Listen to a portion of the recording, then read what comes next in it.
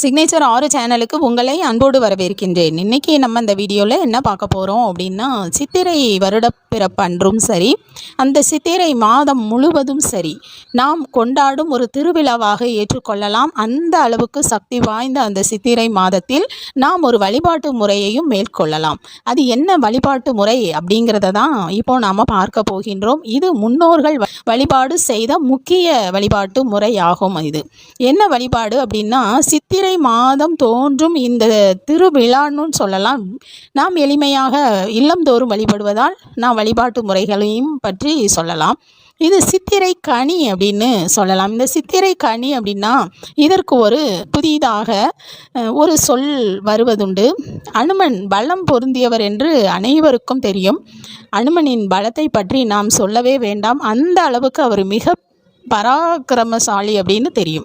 அப்பொழுது அவர் வானில் மின்னிக் கொண்டிருக்கும் சூரியனை பார்த்து அவர் விவரம் தெரியாத இளம் வயது குழந்தையாக இருந்த பொழுதே தன் தாயிடம் அந்த கனி எனக்கு வேண்டும் என்று கேட்டாராம்.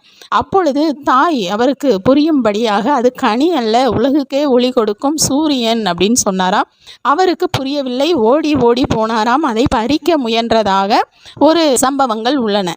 அதை கனியை போல காட்சி அளித்ததாம் அனுமனுக்கு. அப்படி இந்த சித்திரை கனி அப்படிங்கிறதும் இந்த சித்திரை மாதத்தில் சூரியனின் அதிகாரம் முழுவதும் இருக்கும். இந்த சித்திரை மாதத்தில் சிவந்த நிற பழங்களும் ஆரஞ்சு நிற பழங்கள், அதாவது கனி அப்படின்னா நம்ம பழம் அப்படின்னு தான் நம்ம சொல்கின்றோம். இப்படி இவைகளை கொண்டு நாம் வழிபடுவதினாலும் அந்த பழங்களை நிறைய தானம் கொடுப்பதினாலும் இந்த சித்திரை மாதத்திற்கு மிகப்பெரிய நன்மைகள் கிடைக்கும் அப்படின்னு சொல்லலாம். இப்போ என்ன பழங்கள் அப்படின்னா, சிவந்த நிற பழங்கள் என்னெல்லாம் இருக்கின்றனோ அது அத்தனையும் நாம் தானமாக கொடுக்கலாம், வழிபாட்டுக்கு ஏற்றுக்கொள்ளலாம், ஆலயங்களுக்கு வாங்கி கொடுக்கலாம், இப்படி செய்யலாம். சரி, வீட்டில் செய்யும் சிறிய வழிபாட்டு முறையை பற்றி நாம் பார்க்கலாம்.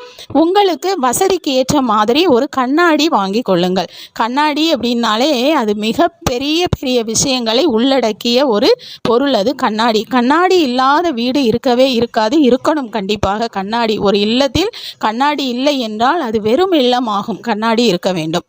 அப்படி ஒரு புதிதாக வாங்கி நீங்கள் அந்த கண்ணாடிக்கு மஞ்சள், குங்குமம், பட்டை எது வேண்டுமோ உங்களுடைய அந்த சூத்திரம் அதில் வைத்துவிட்டு அடுத்ததாக அந்த கண்ணாடியை நீங்கள் வச்சுட்டு அந்த கண்ணாடியில் தெரியும் மாதிரி பல வகைகள் வாங்கி வைத்துவிட்டு நீங்கள் உங்கள் வீட்டில் இருக்கும் நகைகள், அடுத்து பணம், உங்கள் வீட்டில் இருக்கிற பணங்கள், இதையெல்லாம் நீங்கள் அந்த கண்ணாடி முன்பு வைத்து அதிகாலை உங்கள் கண்களை இது நீங்கள் எப்போ செய்யணும் அப்படின்னா, நீங்கள் பங்குனி முடிகின்ற அந்த இறுதி இரவு, நாளை வருடப்பிறப்பென்றால் நீங்கள் இரவு இதையெல்லாம் தயார் செய்து வைத்து விட வேண்டும். ஓரிடத்தில் உங்களது பூஜை அறையோ வேறு அறையோ நீங்கள் அதை தயார் செய்து கொள்ளுங்கள்.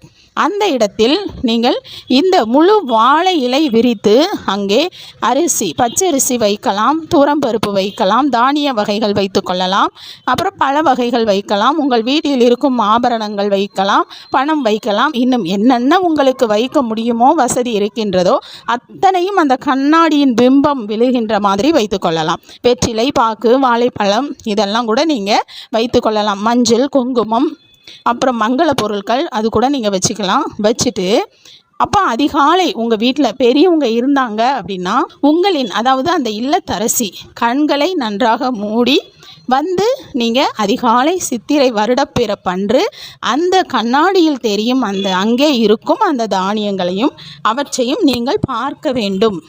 நீங்கள் வருடப்பிறப்பன்று நீங்கள் பார்க்கின்ற முதல் பொருள் அங்கே அந்த கண்ணாடியில் இருக்கும் அந்த பொருட்களும் அது வருடம் முழுவதும் உங்களுக்கு ஆரோக்கியமாகவும் அவசியமானதாகவும் உங்கள் இல்லத்தில் நிரம்பி வழியக்கூடியவையாகவும் இருக்கும். அதனை நீங்கள் கண்டிருந்து பார்த்து கொள்ளலாம்.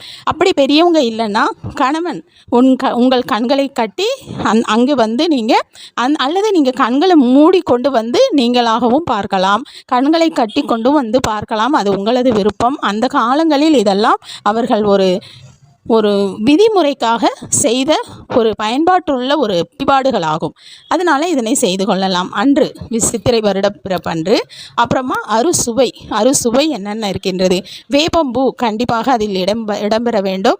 அடுத்ததாக மாங்காய் கண்டிப்பாக இடம்பெற வேண்டும். இதெல்லாம் அறுசுவையில் என்னென்ன இருக்கோ அதெல்லாம் கலந்து ஒரு பச்சடி செய்து இல்லத்தில் உள்ளவர்கள் அனைவரது நாவிலும் அந்த அறுசுவை பட வேண்டும். அப்படி அதையும் செய்து கொள்ளலாம். இப்படியாக இந்த வழிபாட்டு முறையை வருடப்பிறப்பன்று செய்வதினால் பேரின்பமாக இருக்கலாம். இதனையும் செய்து கொள்ளுங்கள்.